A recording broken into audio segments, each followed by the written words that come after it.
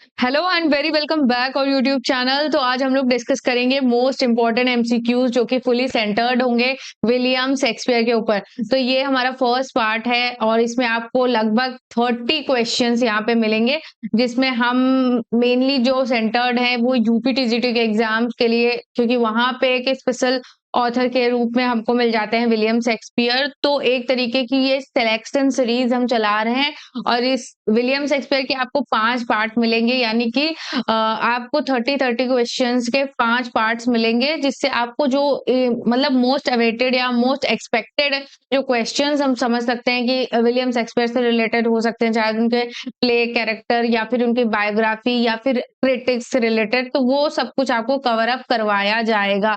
तो चलिए स्टार्ट करते हैं आज का हमारा important session with a very warm welcome. Yes, first slide आपके सामने एंड फर्स्ट क्वेश्चन आपके सामने है। The time is out of joint, O cursed spirit that ever I was born to set it right. Who made this speech in Hamlet? Hamlet में ये speech कौन बोलता है? The time is out of joint, O cursed spirit. तो ये line बोलता है Polonius या ओफेलिया या हैमलेट या नन ऑफ दीस। तो ये जो लाइंस हैं ये बोलता कौन है?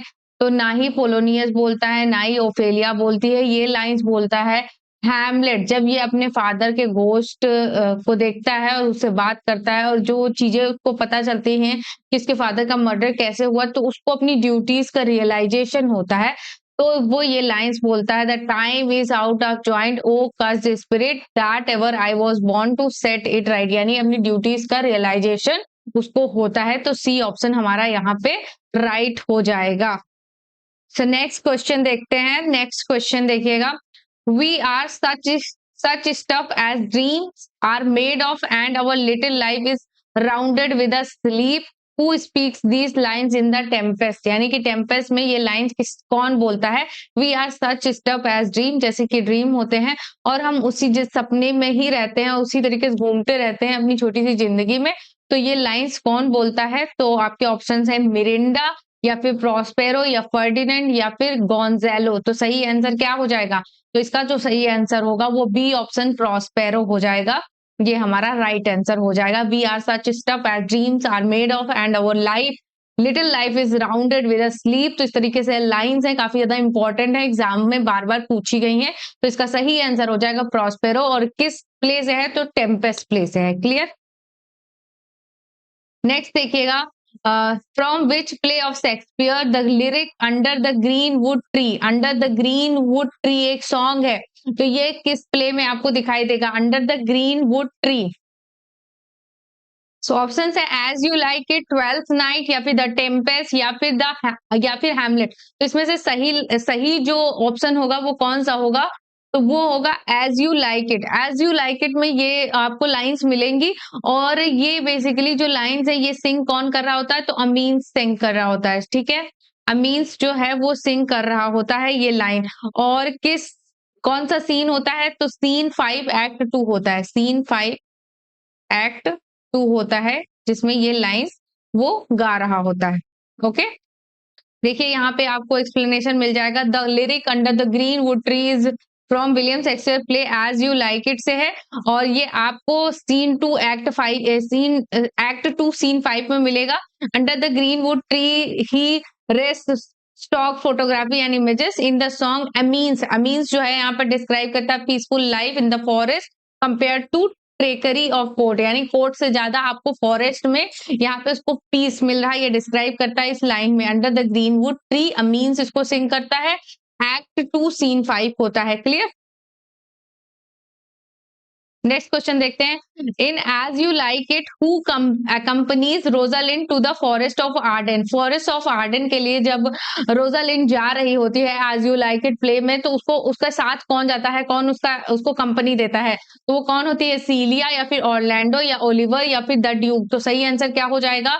ए ऑप्शन हमारा राइट हो जाएगा, सीलिया। नेक्स्ट क्वेश्चन देखिएगा, पिक आउट द स्ट्रैंजर। अब इनमें से आपको स्ट्रैंजर मतलब कौन सा ऐसा प्ले है जो विलियम शेक्सपियर ने नहीं लिखा है?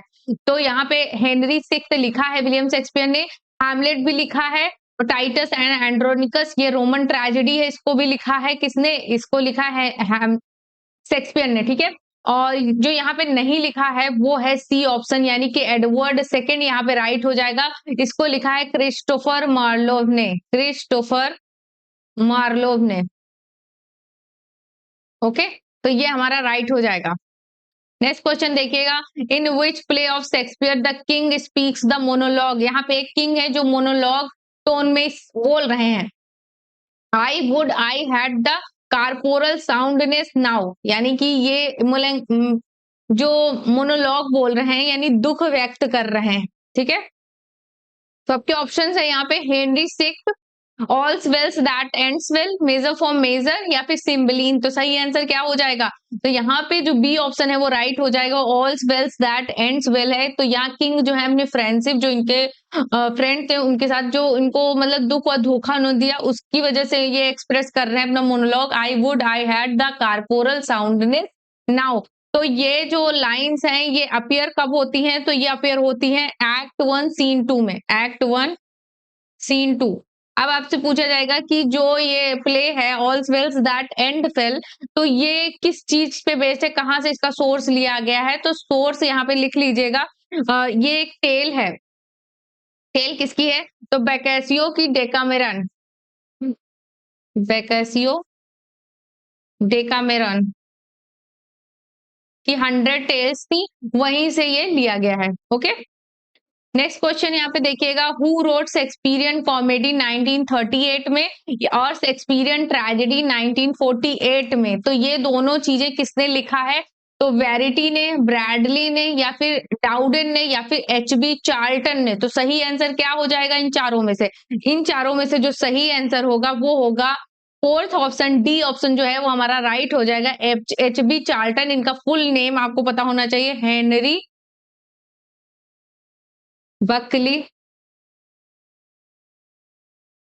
चार्ल्टन। ओके, तो ये इनका फुल नेम है और इन्होंने ये दोनों चीजें लिखी हैं, Shakespearean comedy 1938 and Shakespearean tragedy 1948, HB Charlton. ये ध्यान रखिएगा। ओके, नेक्स्ट क्वेश्चन देखिएगा, 8 नंबर का क्वेश्चन है, who said about Shakespeare small Latin and less Greek. ये जो कोट लिखा, ये जो कोट, ये क्रिटिसिज्म किया है, ये किसने किया है?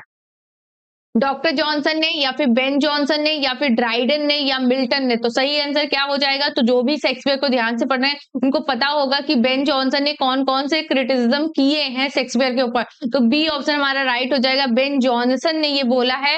एक और यहाँ पे कोट है वो ध्यान रखिएगा, शेक्सपियर के बारे में बोला है इन्होंने, small Latin and less Greek तो बोला ही है, he was not of an age but for all time, but for all time. ये कोट भी बोला है किसने? बेन जॉनसन ने। और small Latin and less Greek भी बोला है किसने? बेन जॉनसन ने बोला है। ये कौन थे? ये एक इनके कंटेम्परेरी और इनके टाइम के राइटर थे। ठीक है, विच play of Shakespeare opens with the line. In lines के साथ कौन सा शेक्सपियर का प्ले स्टार्ट होता है? Fair is fall, fall is fair, we shall meet again in thunder lightning or in rain। तो ये लाइंस बहुत फेमस है। ये लाइंस कौन बोलता है? तो ये लाइंस बोलती हैं थ्री विचेस। और थ्री विचेस आपको कहाँ पे मिलेंगी? थ्री विचेस आपको मिल जाएंगी मैकबेथ के अंदर। तो ए ऑप्शन हमारा राइट हो जाएगा। क्लियर, नेक्स्ट क्वेश्चन देखिएगा, विच character of Shakespeare has the courtier soldiers scholar side tongue and sword. तो ये जो लाइंस हैं ये किस कैरेक्टर के लिए बोली गई हैं? तो ये आपको क्लॉडियस के लिए बोली गई, या हैमलेट के लिए, या किंग लियर के लिए, या मैकबेथ के लिए? तो ये जो लाइंस है ये ओफिलिया बोलती है, जब वो हैमलेट के बारे में प्रशंसा करती है कि कितना जेंटलमैन इंसान है, कितना नोबल मैन है, कि वो एक कोर्टियर भी है, मतलब एक महल में रहने वाला इंसान भी है, साथ ही साथ वो एक सोल्जर भी है, साथ ही साथ उसके पास स्कॉलर्स वाली विट भी है, बुद्धि भी है ना? तो ये बोलती है ओफिलिया किसके लिए? ओफिलिया बोलती है किसके लिए? हैमलेट के लिए। तो यहाँ पे सही आंसर क्या हो जाएगा? हैमलेट हो जाएगा। बी ऑप्शन हमारा राइट हो जाएगा। ओके, नेक्स्ट देखिएगा, in which play of Shakespeare does the battle of Actium takes place. तो यहाँ पे आपसे पूछा गया जो बैटल ऑफ एक्टियम हुआ है वो किस प्ले में आपको दिखाई देगा? तो मैकबेथ में, हैमलेट में, या एंटनी एंड क्लियोपैट्रा में, या ओथेलो में? तो सही आंसर क्या हो जाएगा यहाँ पे? तो ये ऑप्शन जो है हमारा सी जो है, एंटनी एंड क्लियोपैट्रा, ये एक्ट जो 3 है, एक्ट 3 सीन 7, सीन 7 से लेके जो 13 तक का सीन होता है, वहां पे आपको बैटल ऑफ एक्टियम दिखाई देगा। ये तब होता है ना जब जो एंटनी एंड क्लियोपैट्रा में, ये तब होता है जब एंटनी को ये रियलाइजेशन होता है कि रोम रोम के प्रति उसकी कुछ ड्यूटीज हैं, तो उनको निभाने के लिए वो जाता है, तभी ये बैटल ऑफ एक्टियम होता है। क्लियर? नेक्स्ट देखिएगा, नेक्स्ट क्वेश्चन देखिएगा। द फॉलोइंग लाइन, यहाँ पे आपको कुछ लाइन मिल रही है, best men are moulded out of faults is from, यानी कि जो अच्छे इंसान होते हैं वो अपनी गलतियों से सीख कर जो निकलते हैं वो एक अच्छे इंसान होते हैं। तो ये जो लाइन्स हैं ये किसमें बोली गई हैं? मर्चेंट ऑफ वेनिस में, एज यू लाइक में, एज यू लाइक इट, या फिर विंटर्स टेल, या फिर मेजर फॉर मेजर। तो सही ऑप्शन क्या होगा इसमें से? तो डी ऑप्शन जो है हमारा वो राइट हो जाएगा। मेजर फॉर मेजर में ये लाइन्स बोली गई हैं। किस किस समय बोली गई? तो एक्ट 5 सीन 1 में, एक्ट 5 सीन 1 में ये लाइंस बोली गई हैं। नेक्स्ट क्वेश्चन देखिएगा, बेल्थाजार नाम का एक कैरेक्टर होता है शेक्सपियर के प्लेस में, तो ये इनमें से किस प्ले में दिखाई देता है? मर्चेंट ऑफ वेनिस में, मेजर फॉर मेजर में, टाइटस एंड एंड्रोनिकस, या फिर ट्वेल्थ नाइट? तो सही आंसर क्या हो जाएगा? तो ये जो कैरेक्टर है ये बहुत इंपॉर्टेंट है और शेक्सपियर के सेवरल प्लेस में आपको ये दिखाई देगा। तो यहाँ पे जो ऑप्शंस हैं उसमें से आपको बताना है कि किस में ये दिखाई देता है। बाकी मैं आपको क्लियर करूंगी कि कहाँ-कहाँ पे बेल्थाजार नाम का कैरेक्टर दिखाई देता है। तो यहाँ पे जो आंसर सही होगा वो ए ऑप्शन राइट हो जाएगा, मर्चेंट ऑफ वेनिस में दिखाई देता है। बाकी यहाँ पे नोट कर लीजिए कि बेल्थाजार जो कैरेक्टर है वो कहाँ-कहाँ अपीयर होता है। तो पहला तो ये जो हमारा ऑप्शन है मर्चेंट ऑफ वेनिस में, मर्चेंट ऑफ वेनिस में यह दिखाई देता है, ठीक है। और second one is merchant of Venice में एक माइनर सर्वेंट के रोल में होता है। दूसरा जो यहाँ पे होता है वो रोमियो एंड जूलियट में होता है, रोमियो एंड जूलियट प्ले में दिखता है। रोमियो एंड जूलियट में ये रोमियो का जो नोबल सर्वेंट होता है, नोबल सर्वेंट होता है, ठीक है। उसके बाद जो नेक्स्ट है वो थर्ड है, much ado about nothing, much ado about nothing, much ado about nothing.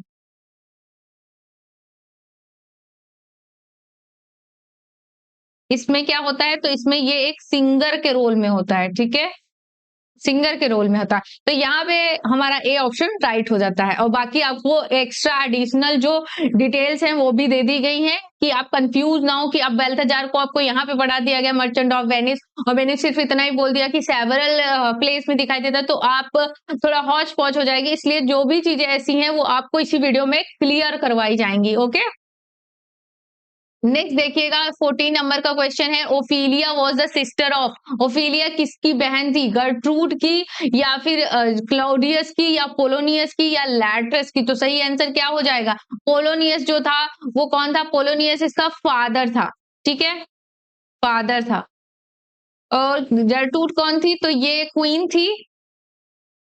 और ये कौन थे? तो ये जो प्रेजेंट किंग थे डेनमार्क के वो थे, मतलब ये हेमलेट के चाचा थे। और लैट्रस कौन था? लैट्रस पोलोनियस का बेटा था एंड ओफीलिया का भाई था। तो डी ऑप्शन हमारा राइट हो जाएगा। ओके, नेक्स्ट देखिएगा, द ज्यू ऑफ वेनिस, द ज्यू of Venice which is an adaptation of the merchant of Venice. तो यहाँ पे एक क्वेश्चन तो हमारा ऐसे ही क्लियर हो गया, हमारे क्वेश्चन में ही आंसर था कि द ज्यू ऑफ वेनिस किसका मतलब मतलब किस प्ले का सोर्स बनाया इन्होंने? मर्चेंट ऑफ वेनिस का बनाया शेक्सपियर ने, है ना। तो मर्चेंट ऑफ वेनिस का सोर्स कौन सा है? तो द ज्यू ऑफ वेनिस। अब यहाँ पे पूछा जा रहा है तो द ज्यू ऑफ वेनिस किसने लिखा है? तो ग्रीन ने, या फिर थॉमस लॉज ने, या फिर जॉर्ज ग्रैनविल ने, या फिर शेक्सपियर ने? तो सही आंसर क्या हो जाएगा? सी ऑप्शन हमारा राइट हो जाएगा। ये जॉर्ज ग्रैनविल जो थे ये किसके राइटर थे? द ज्यू ऑफ वेनिस, द ज्यू ऑफ वेनिस, ठीक है। लेकिन मर्चेंट ऑफ वेनिस के राइटर कौन थे? Merchant of Venice, merchant of Venice के राइटर कौन थे? शेक्सपियर थे। ओके, तो ये चीज हो गया। नेक्स्ट देखिएगा, promos and Cassandra is the source of the Shakespeare's play. जो प्रोमोस एंड कैसेंड्रा है, ये शेक्सपियर के एक प्ले का सोर्स है। तो आपको बताना है उस प्ले का नाम, as you like it, twelfth night, या फिर ओथेलो, या मेजर फॉर मेजर। तो सही आंसर क्या हो जाएगा? प्रोमोस एंड कैसेंड्रा किसका सोर्स है?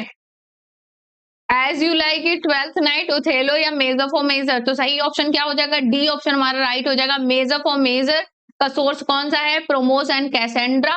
और प्रोमोस एंड कैसेंड्रा के राइटर कौन है? तो वो है जॉर्ज विटस्टोन। George Wheatstone. कब लिखा था इन्होंने? तो 1578 में ये पब्लिश हुआ था। ओके, तो इसी को सोर्स के तौर पे यूज किया है मेजर फॉर्म मेजर के लिए। प्रोमोस एंड कैसेंड्रा ये सोर्स है किसका? मेजर फॉर्म मेजर के लिए। तो बार बार रिपीट करने से क्या होता है? चीजें याद होती हैं। नेक्स्ट देखिएगा, a little water clears us of the deed, who says and to whom, है ना? A little waters clears us of the deed, यानी कि जो थोड़ा सा पानी है वो हमारे जो काम है उसको मतलब साफ कर सकता है ना। Who says the and to whom, ये एक बातें कौन कहता है? किससे? Hamlet to Polonius, Lady Macbeth to Macbeth, या फिर ओफिलिया टू हैमलेट, या मैकडम टू मैलकॉम। तो सही आंसर क्या हो जाएगा यहाँ पे?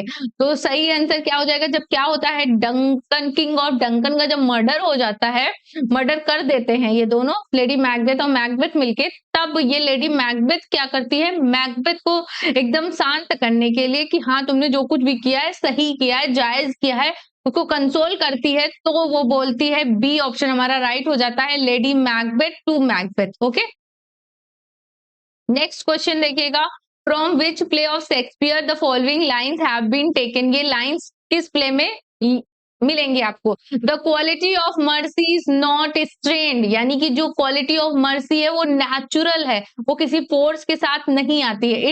It droppeth as the gentle, naturally एक हवा, एक जैसे बारिश नेचुरली आती है हेवन से, वैसे ही जो काइंडनेस होती है वो जेंटल तरीके से इंसान के अंदर से निकलती है ना? तो ये line, the quality of mercy is not strained, it dropped as the gentle rain from heaven upon place beneath. तो ये जो लाइन्स है ये कौन बोलता है और किस प्ले में है? अ मिडसमर नाइट्स ड्रीम, या फिर जूलियस सीजर, या फिर मर्चेंट ऑफ वेनिस, या फिर ट्वेल्थ नाइट। तो ये जो लाइन्स है वो सी ऑप्शन राइट हो जाएगा। मर्चेंट ऑफ वेनिस में ये लाइन्स बोलती है पोर्सिया किसको? तो ये बोलती है साइलॉक को। ठीक है, साइलॉक को ये लाइन्स बोलती है, तो ये चीज ध्यान रखिएगा। नेक्स्ट क्वेश्चन देखिएगा, who killed themselves at the battle of Philippi. अब पहले तो बात तो आपको पता होना चाहिए कि अगर आपने ये प्ले पढ़े हैं तो आपको मैं बता दूं कि आपको रोमन प्लेस पढ़ने हैं तीनों। ठीक है, रोमन प्लेस आपको तीनों पढ़ने, एंटनी एंड क्लियोपैट्रा,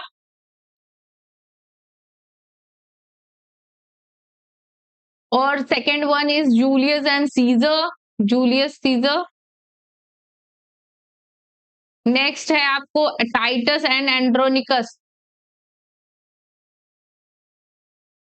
ठीक है, ये तीनों रोमन प्लेस आपको पढ़ना है, तभी आपको पता चलेगा द बैटल ऑफ फिलिप्पी कहाँ पे हुआ था। तो बैटल ऑफ फिलिप्पी जो है ये जूलियस सीजर में आपको देखने को मिलेगा।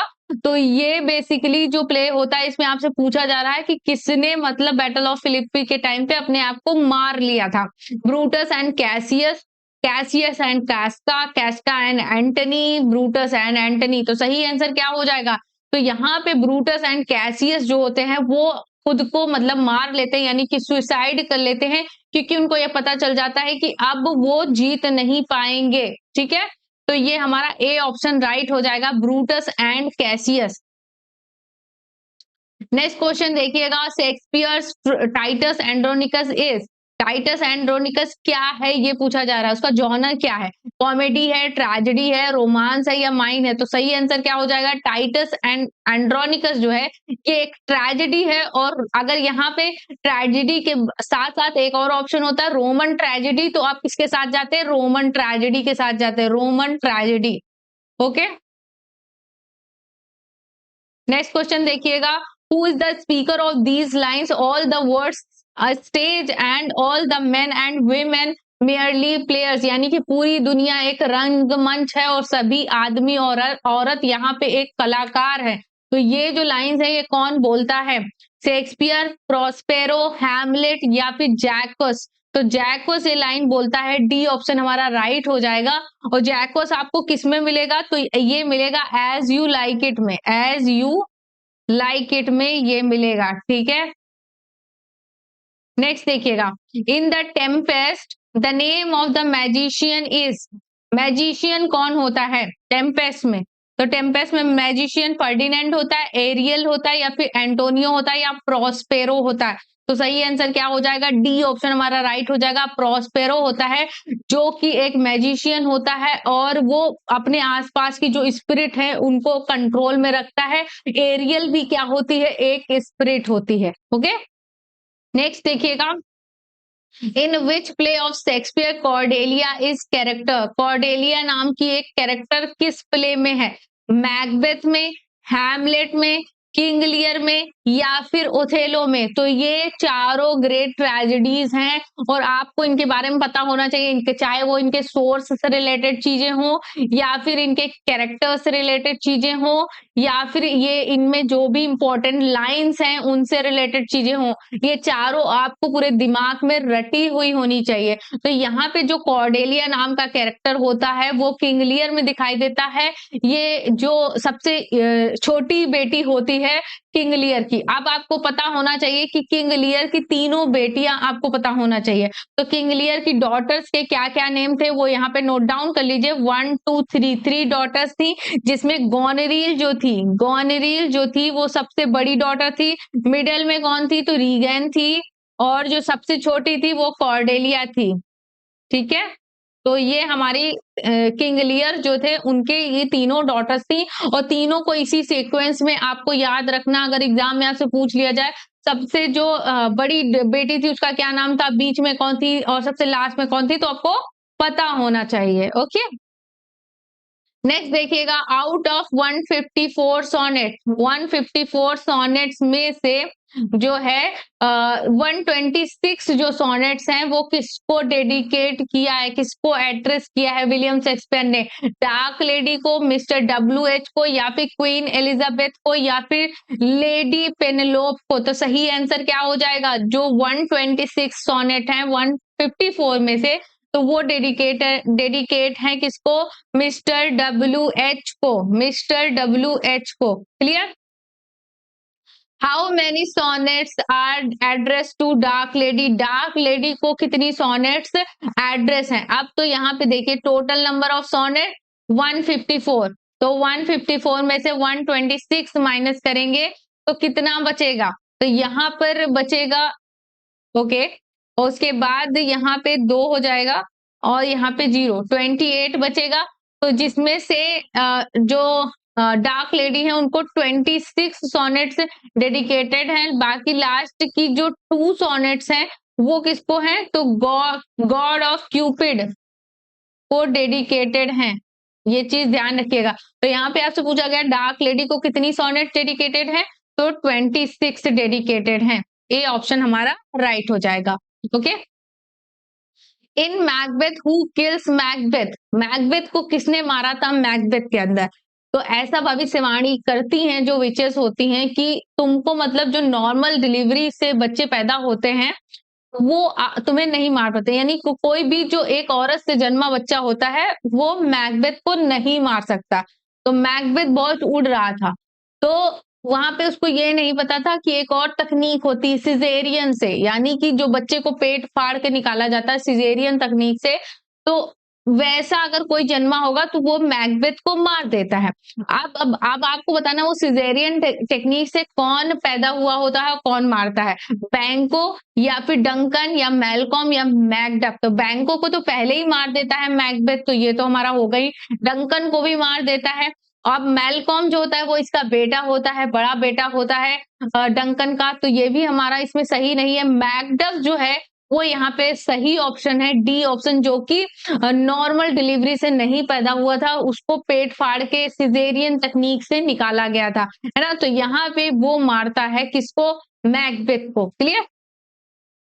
नेक्स्ट क्वेश्चन यहाँ पे देखिएगा, in which play of Shakespeare does forest of Arden exist.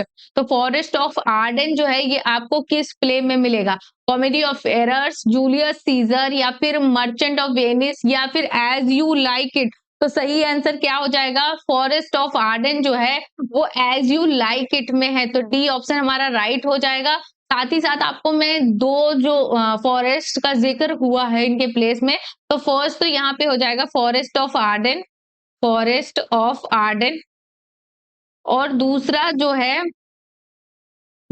जो यहाँ पे जिक्र हुआ है वो है बिरनाम फॉरेस्ट, बिरनाम फॉरेस्ट, बिरनाम वुड, है ना, वुड भी ठीक है, चलो जो भी है। फॉरेस्ट ऑफ आर्डन जो है ये एज यू लाइक इट में आपको मिलेगा, ठीक है, as you like it, as you like it में, और बिरनाम वुड जो कि मैकबेथ में आपको मिलेगा, है ना, मैकबेथ। दोनों चीजें आपको ध्यान रखना है।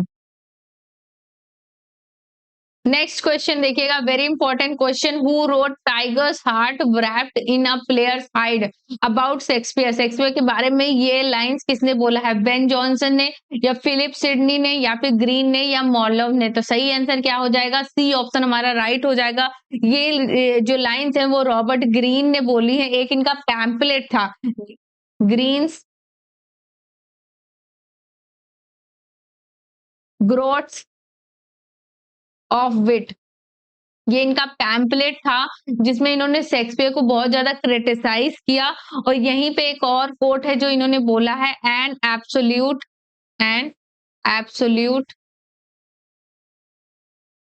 जॉन